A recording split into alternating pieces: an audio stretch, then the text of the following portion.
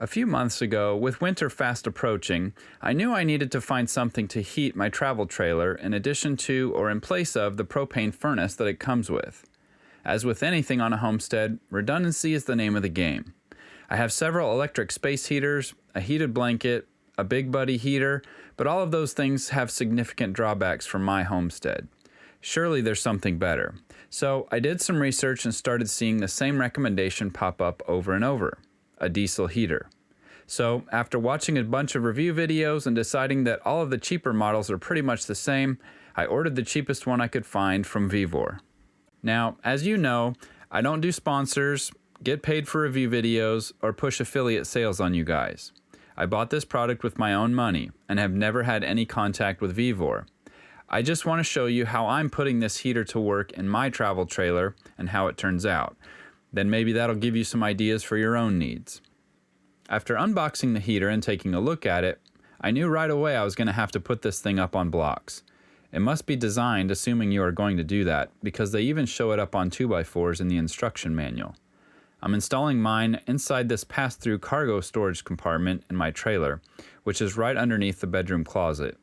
That'll allow me to snake the heat output hose into the bedroom without the heater actually being in the bedroom. I'm hoping that prevents any fumes and slightly muffles the noise. And the noise of the fuel pump is apparently one of the only big drawbacks to these heaters. At this point, I had to pause the project without finishing the exhaust or testing the heater, but you get the idea of how it's going to work. Okay guys, it's been a week or two around Christmas and stuff. I didn't mess with this, but I spent some time today because it got cold last night and I wanted to start using this thing.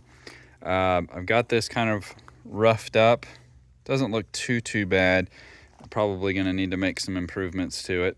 But what I did was basically create kind of a little sandwich that will hold, that will plug this hole where the latching mechanism used to be, and allow the exhaust pipe to poke through, and then the muffler can be on the outside.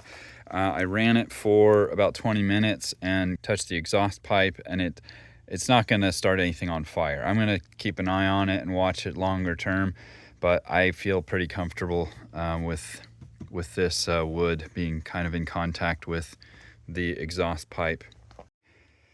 All right, well, I made a big mess in here getting this installed, but as you can see, I have it connected to one of my MillerTech batteries. So this is a beast of a battery. The heater only draws about 1 amp, less than 1 amp when it's operating, so this thing will run multiple days, no problem, without needing to be charged. As you can see, there's the intake tube kind of away from the exhaust. The exhaust goes out that hole on this side, as you can see. You probably can't see very well.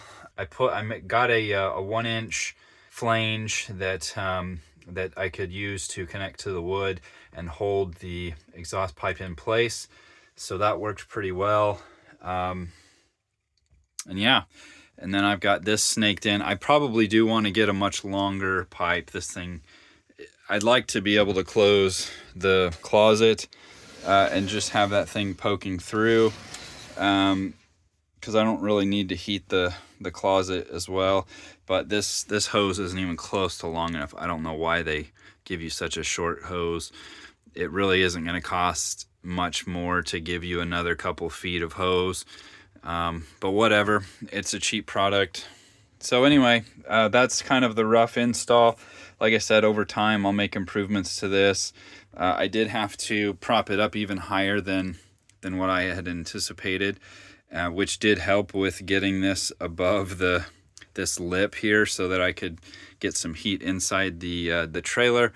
But anyway, this is a terrible design because they put the outlet of the exhaust and the intake tube underneath the heater for some reason, and so you're gonna have the exhaust pipe touching whatever you've got this mounted on. If you don't put it up high, I just don't even see how it's possible. You're gonna end up kinking the tubing, and it's just terrible. So that's a really poor design. It is pretty loud. I'll show some footage of this operating. The fuel pump does make a clicking noise that is pretty loud, which again is why I want to be able to close this this door to minimize the interior noise. But anyway, I'm gonna go ahead and play with this off camera, make some tweaks and improvements, and then I'll show you what we end up with as the final kind of iteration and layout. One thing before I'm gonna play around with it. I turned it on and I'm gonna be testing a little bit here, but one thing before I wrap up for the day of filming, the one thing I hate about this is having to fill up the diesel inside the trailer, which obviously there's fumes, and I ended up having a couple drips because they can't seem to make a dripless or leak proof fuel can. It's just, I don't know, we can get to the moon, but we can't make a fuel can that won't leak. But anyway, so that I don't like that part. I don't see any way around it. What I might do is get like a small jug, because filling this up with a 5-gallon jug is silly. It's heavy, it's awkward to get in there, it's like I said, it leaks. So what I may do, there you can hear the fuel pump. What I may do is get a much smaller one, like a 1/2 gallon or 1 gallon tank that I can transfer from the 5-gallon tank to it, and then much more easily fill this up inside the trailer, and hopefully leave less drips and fumes and all that kind of stuff. So I'll keep an eye on that and try to work out a better system and report back.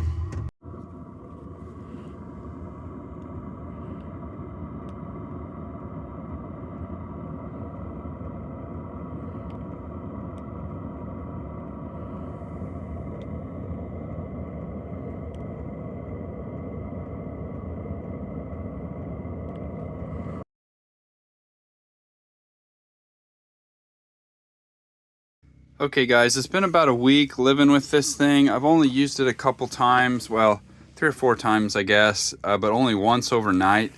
This thing is an absolute monster. I made a couple tweaks that I'll go over real quick. The first one you can see obviously is this much longer hose. The one that comes with it is not extendable, and it's only like 2 feet long, maybe less, maybe 20 inches. It's pretty useless, at least for my purpose, where I'm trying to bring the heat in to this room through that compartment. Anyway, so for this, I picked up for 15 bucks. I went to Lowe's and picked up this 8 foot, I believe, extends out to 8 feet, but it's just a 3-inch hose. The specs for Vevor are shaky as to what the diameter of that output is. They say it's 3 inches, but it's not. It's like 240 millimeters. Don't quote me on that, but it's several millimeters off. So if you do get a 3-inch hose from somewhere, make sure that you understand that you're going to need a little bit bigger hose clamps than the ones that Vevor provided for you, and you're going to have to clamp it down a little bit harder than normal, because it's, like I said, it's probably 5 or 6 millimeters, 7 millimeters off. I used this thing all night last night, and it was unbelievable. It kept my entire trailer. I had my door wide open to the rest of the trailer. Sorry, it's a complete mess. But I mean, as you can see, like, this is almost a 30-foot long trailer inside, and just this little heater over here, and there was no active air movement pushing air through the rest of the trailer. But anyway, it kept it on so well that the propane furnace never kicked on once. It kept it nice and toasty here in the bedroom, and then it was tolerable and actually kind of comfortable in the rest of the trailer. So this thing is amazing. It also only sipped about a little over a half a tank. I had it on the lowest setting, number 1 out of 10, and it still kept the whole thing warm. So heaven knows what it would do on high, but I knew it wouldn't last through the night on its highest setting with the only a gallon of fuel. It also only used about 10% of my battery, so maybe 10 amp hours of power overnight. So, I mean, this thing is unbelievable. For $95, you can't go wrong. It's I mean, it's diesel, so it's much more safe, much more stable than propane. I'm just impressed with this technology, that it can produce that much heat with that little power, that little of fuel. It's just unbelievable. I can't be any happier. It's saving me, you know, a ton of propane, and you know, I don't have to heat the whole trailer at night, and so this is just a much better spot use type of an item. And anyway, thanks for watching the video, and I'll check you next time.